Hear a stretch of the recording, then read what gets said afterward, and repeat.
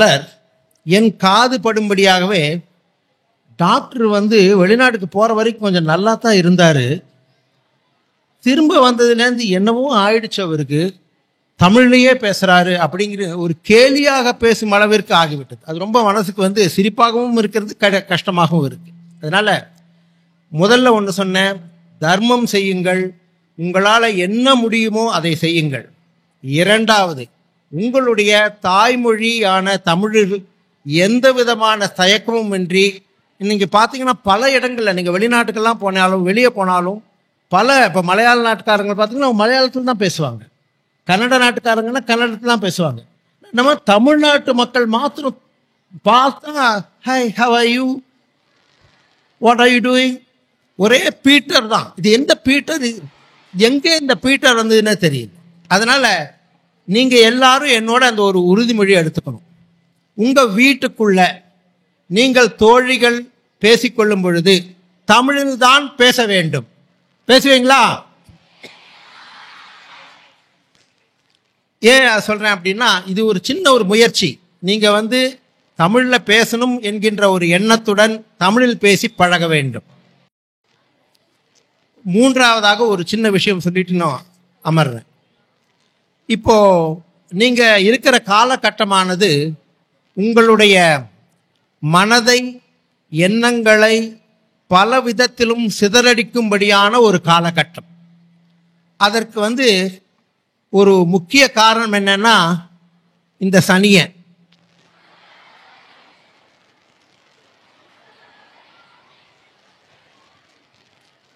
இது இரண்டு பக்கமும் கூர்மையான ஒரு கத்தி. இது இரண்டு பக்கமும் கூர்மையான ஒரு கத்தி. ஒரு கத்தியை எப்படி கையாள வேண்டும் என்பது மிக மிக முக்கியம். ஏன்னா கத்தி என்பது நமக்கு பல விதங்களிலும் உதவி செய்யும். ஆனால் இந்த கத்தியானது சரியாக கையாளப்படவில்லை என்றால் உங்களையே குத்திக்கொள்வதற்கு ஒரு வாய்ப்பு இருக்கிறது. அதை நீங்கள் முக்கியமாக புரிஞ்சுக்கணும். ஏன் அப்படின்னு சொன்னால், அந்த உங்களுடைய வயது, உங்களுடைய காலகட்டம், தற்போது பல இடங்களிலும் நடந்து கொண்டிருக்கும் பலவிதமான விஷயங்கள், இதெல்லாம் பற்றி பார்க்கும் பொழுது தயவு செய்து இதை மிக சரியான அளவில் கையாள வேண்டும் என்று தாழ்மையுடன் கேட்டுக்கொள்கிறேன். இரண்டாவது என்னன்னா, இந்த பல நல்ல விஷயங்களை நம்மளால் கற்றுக்க முடியும்.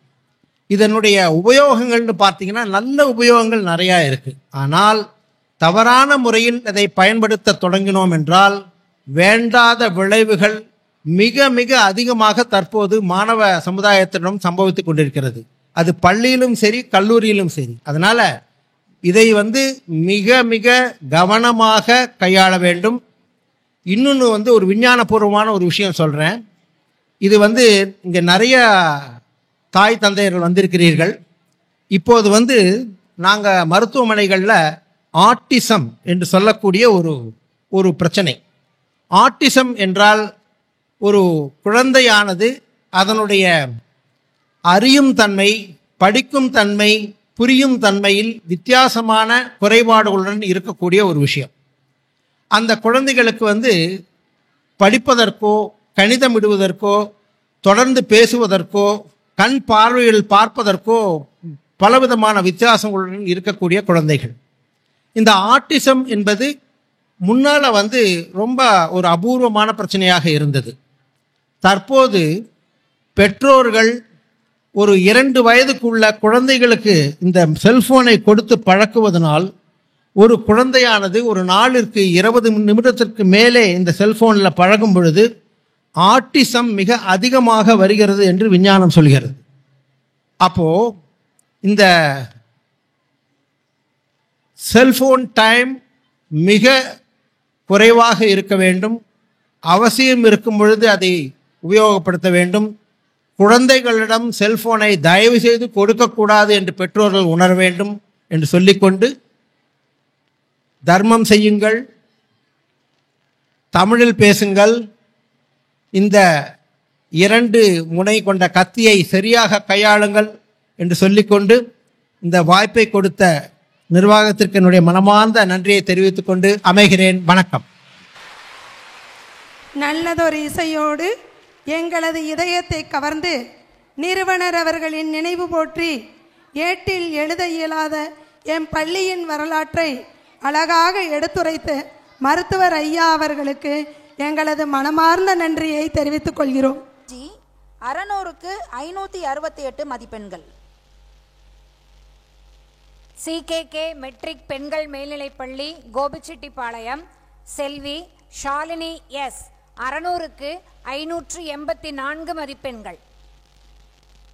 2023-24 கல்வியாண்டில் 10ஆம் வகுப்பு பொதுத் தேர்வில் முதலிடம் பழனியம்மாள் பெண்கள் மேல்நிலைப்பள்ளி கோபிச்செட்டிப்பாளையம் ராஃபியத்துல் பஸ்ரியா பி 500க்கு 492 மதிப்பெண்கள்.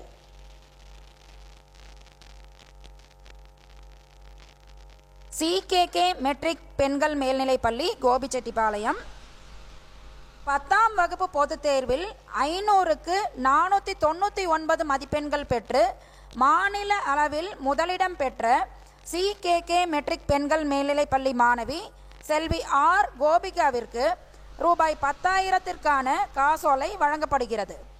நிர்வாகத்தின் சார்பில் மனப்பூர்வமான பாராட்டுக்களை தெரிவித்துக் கொள்கிறோம்.